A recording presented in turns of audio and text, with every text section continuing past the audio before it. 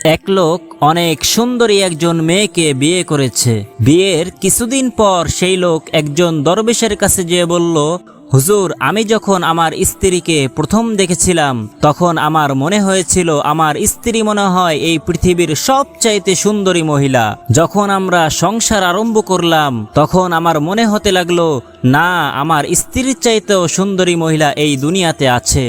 আর এখন আমার মনে হয় এই দুনিয়ার প্রত্যেকটা মহিলা আমার স্ত্রীর চাইতেও অনেক বেশি সুন্দরী। তখন হুজুর বললেন, বাবা শোনো, তুমি যদি এই পৃথিবীর প্রত্যেকটা মহিলাকে বিয়ে করে ফেলো তখন দুনিয়ার সমস্ত সুন্দরী মহিলার চাইতেও রাস্তার নেড়িকুত্তাগুলাকেও তোমার কাছে বেশি সুন্দরী মনে হবে। তখন সেই লোকটা অবাক হয়ে বলল, হুজুর, এমনটা কেন হবে? তখন হুজুর বললেন, যখন মানুষের অন্তর নষ্ট হয়ে যায়, চোখগুলো লালসায় ভরে যায়, তখন আল্লাহর ভয় শেষ হয়ে যায়, তখন কবরের মাটি ছাড়া মানুষের চোখ আর কিছুতেই ভরে না। আর তোমার সমস্যা হলো তুমি হারাম এবং অপবিত্র জিনিস দেখা থেকে বিরত থাকো না।